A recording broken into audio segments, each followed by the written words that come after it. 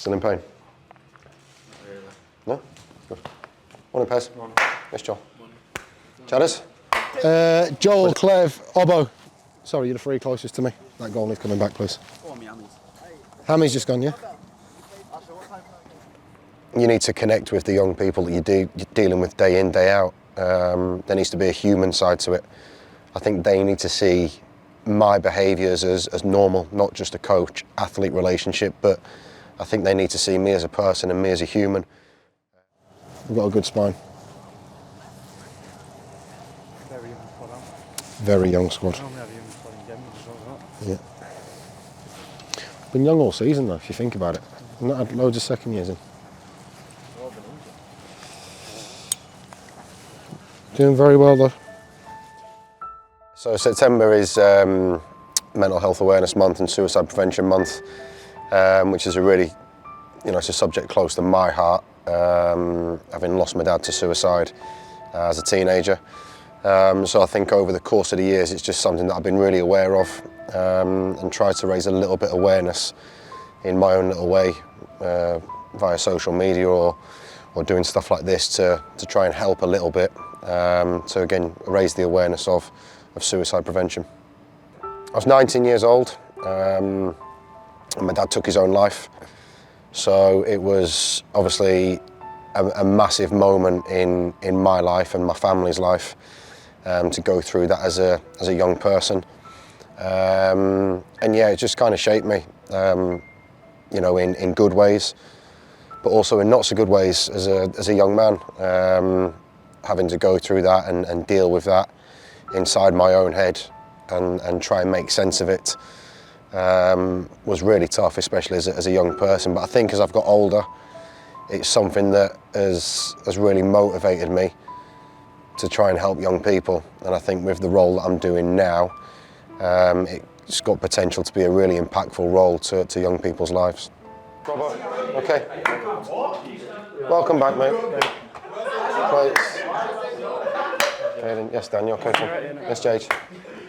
Okay. So, and you've got much better at this. As the week's gone on, you've got a lot better at this. I don't want to see that disconnection there. Any questions? No, we'll train. We will do, there's an optional gym session, but we're going to do analysis again this afternoon. So we're going to hit your double analysis today. All right? Outside on the training pitch? After. Yeah, okay. Let's go 15 minutes, boys. Being, like I say, in the role I'm in where I'm dealing with young players day in, day out, I think if they see myself being willing to talk and being open and showing empathy towards them and almost making it okay to talk about the taboo subjects or talk about difficult subjects, I think if I demonstrate that role modelling behaviour to the young people of our football club, then it probably normalises the ability for them to speak as young people and young men, which has historically been a really difficult thing to do. It goes back to being, to normalising and making it okay to talk about difficult situations, especially in young men. I think suicide is still the biggest killer of men under the age of 50. And to me, that's not right, and I think the more we speak about it as men and we demonstrate those role modelling behaviours that it is okay to not be okay. And when you talk about depression and anxiety and stuff like that, it's a temporary feeling. And I think that's what we need to promote. We need to promote that depression is a temporary thing. It can be dealt with through various means. So I think talking about it openly, talking about it as a young person, as a young male, is just me doing my little bit really to try and support the amazing charities that do a lot of work around it. You need to connect with the young people that you're dealing with day in, day out. There needs to be a human side to it. I think they need to see my behaviours as normal, not just a coach-athlete relationship, but I think they need to see me as a person and me as a human. And I think what the first team manager's doing amazingly well at this moment in time is guiding not just a young group of players, but a young group of staff through what is a difficult period in our club's history. And what Henrik speaks about a lot is the human behind the player. So I think if we see the human behind the player, they have to see the human behind the coach as well. So for us to be able to connect with players and develop them as people, not just as players, is a massive part of our job as coach developers. When I first come into the club, Ernie Weaver would have been under 16. Ernie's obviously now playing in the first team and doing an outstanding job for our first team. To players like Yisa Alau and Will Granger and the other boys that are having to supplement the first team at the minute, and it is a really, really challenging time for them, and what potentially could be a really stressful time for them. So I think as what we have to do as members of staff is just support them all the way through. Yes, we have to make it a highly challenging environment because that's the demands of elite sport and that's the demands of elite football. But I think what we do amazingly well as a group of staff is we make it a highly supportive environment as well. And we're blessed at the club at this moment in time. We have some really, really good members of staff, and coming into work every day to be surrounded by the people that I'm surrounded with makes it a really good place to work. Every person is going through their challenges, and no one's here to judge what people are going through, but I think taking myself back to when I was the ages now of the boys that I'm working with, I did go through a really, really difficult period within my life, and you know, touch wood, I don't ever want to go through that again. So although there are challenges that our boys are going through and it's a really sort of poignant time in their lives, we want to make it the best moment we can for them and almost take the stress away from them and just hope that they enjoy this period that they're getting, because it is a difficult time for the football club.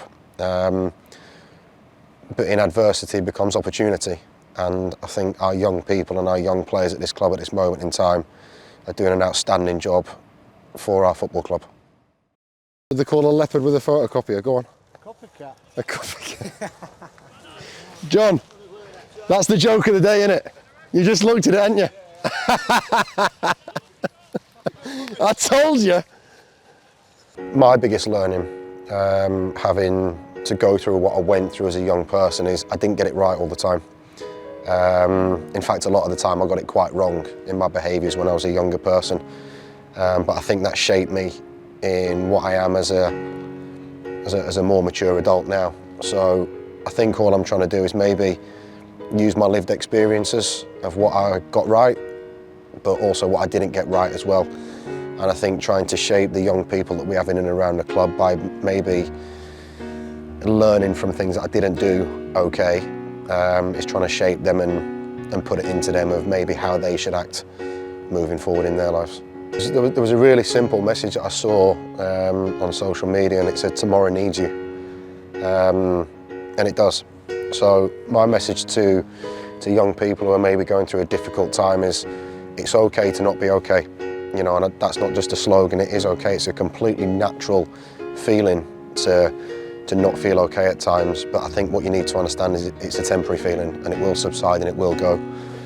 I think to those people who are maybe not feeling themselves, but they might have a friend who's going through it, dig a little bit deeper. When you ask if people are okay, it might need 2 or 3 attempts to really dig deep down and sort of get beneath the skin of a friend to ask if they are okay, because the natural response for a young male, in my opinion, is yeah, I'm fine, it's not a problem, move on, we'll talk about something else. And I think when you look at a lot of